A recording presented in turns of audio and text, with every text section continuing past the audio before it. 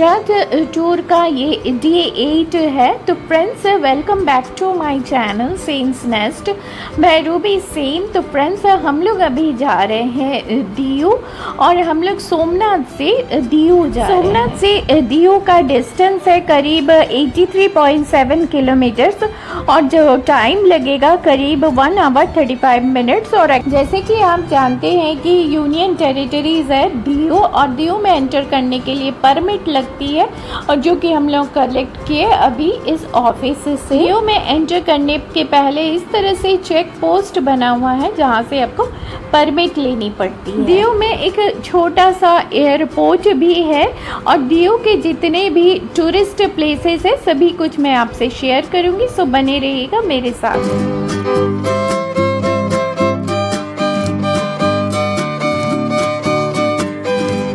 हम लोग सीधा होटल आ गए, और होटल हमारा है कृष्णा बीच रिसोर्ट, जो कि बिल्कुल नागांव बीच के पास ही है।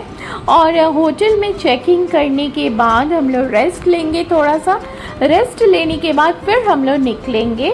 तो फ्रेंड्स मैं आपसे रूम टूर करवा देती हूँ। उसके पहले अगर आप नए हैं मेरे चैनल में तो सब्सक्राइब करना मत भूलिए, और सब्सक्राइब करने के बाद बेल बटन क्लिक करना मत भूलिए, ताकि मेरे नए वीडियो का नोटिफिकेशन आ जाए and you will be the first one to see it. Like कीजिए, शेयर कीजिए as much as possible with friends and families. और आप मुझे इंस्टाग्राम में भी फॉलो कर सकते हैं। मेरा इंस्टाग्राम हैंडल है सेन्स नेस्ट, और मेरा फेसबुक पेज है सेन्स नेस्ट। जो भी एमिनिटीज़ एक स्टार होटल में रहता है सभी कुछ इसमें भी प्रोवाइड किया गया है। और सबसे अच्छा यहाँ पे वही लगा कि जो विंडो है, विंडो से सीधा बीच नज़र आ रहा है। आप देख सकते हैं बहुत ही अच्छा व्यू है।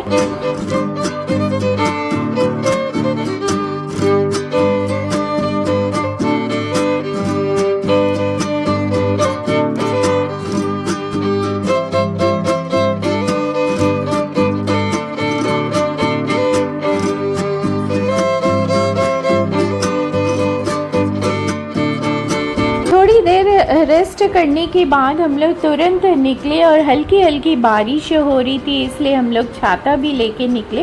होटल ही प्रोवाइड किया है अम्ब्रेला, और हम लोग सीधा पहुँचे INS खुखरी मेमोरियल में, जो कि अभी क्लोज है बारिश के कारण।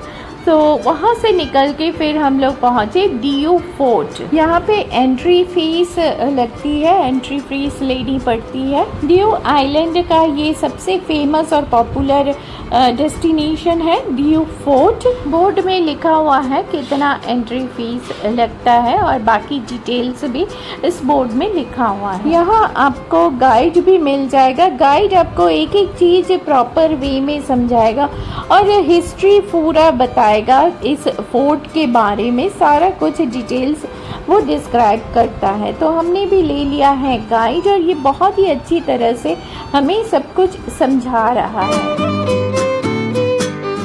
यहाँ पे इलेक्ट्रिक व्हीकल भी प्रोवाइड किया जाता है, और इलेक्ट्रिक व्हीकल से ही हम लोग आगे बढ़ते हैं, क्योंकि नहीं तो बहुत किलोमीटर्स आपको वॉक करना पड़ता है। इसीलिए हम लोग इलेक्ट्रिक व्हीकल ही प्रेफर किए हैं। और एक एक चीज़ सारा कुछ हमें डिस्क्राइब करते हुए जा रहा है हमारे साथ जो गाइड है। कोविड के समय इसे जेल में कन्वर्ट कर दिया गया था, और लेडीज़ को अलग रखा गया था और जेंट्स को अलग, यही बता रहे हैं गाइड जी।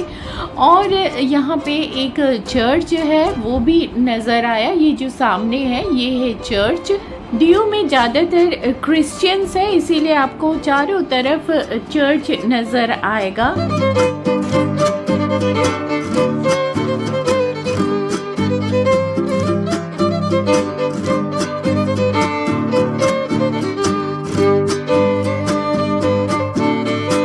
और ये है एक खुफिया रास्ता गाइड ने हमें बताया।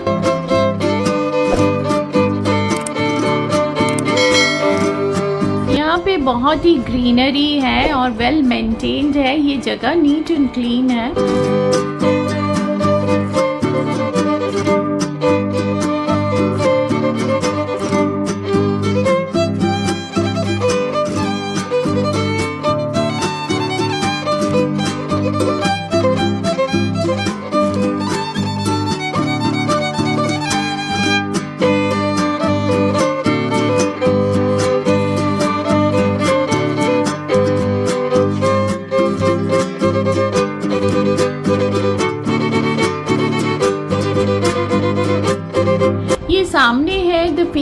लाइट हाउस, और इसको देखने के लिए आपको थोड़ा ऊपर चढ़ना पड़ेगा और ऊपर से आपको पूरा व्यू का नज़ारा दिखेगा और बहुत ही मेस्मराइजिंग, इंटरेस्टिंग और ब्यूटीफुल व्यू है।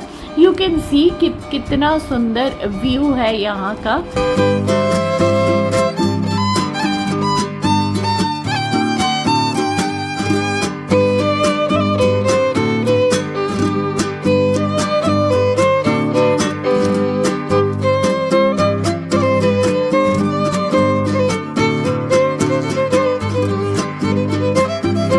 फोर्ट को पूरा देख के हम लोग जब नीचे आए तो देखे एक पेड़ के ऊपर इतने सारे चमगादड़ थे, बहुत ही सारे चमगादड़, और वो लोग फल तोड़ तोड़ के खा रहे हैं।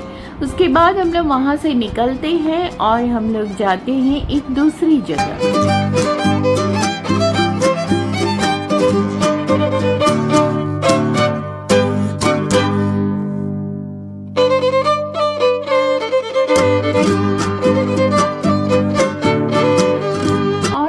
पहुंच गए INS खुखरी देखने के लिए।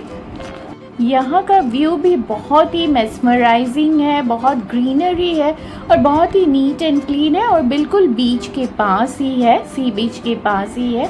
आप देख सकते हैं कितना सुंदर व्यू है यहाँ का। INS खुखरी ये first Indian built missile corvette है और फर्स्ट इंडियन नेवल फ्रिगेट जिसे डुबाया गया है 1971 वॉर में। पाकिस्तान के सबमरीन ने इस जहाज़ को डुबाया था और उसी के याद में मेमोरियल तैयार किया गया है DU में। 18 ऑफिसर्स एंड 176 सेलर्स के ऑनर में ये मेमोरियल को बनाया गया है।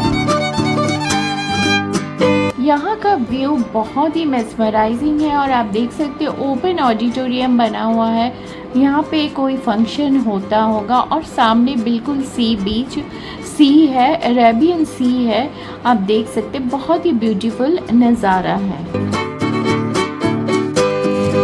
वहाँ से निकल के हम लोग आगे गंगेश्वर टेम्पल, जो कि बहुत ही फेमस टेम्पल है DU का। गंगेश्वर के नाम से जाने जाने वाला शिवलिंग समुद्र के किनारे चट्टानों के बीच में देखा जाता है। क्योंकि यह समुद्र तट पर स्थित है इसलिए कोमल समुद्री लहरें पत्थर पे शिवलिंगों की पूजा करती है। उनके चारों ओर गंगेश्वर की गुफा मंदिर में एक रहस्यवादी आभा होती है जहां भगवान अपनी उपस्थिति महसूस कराते हैं।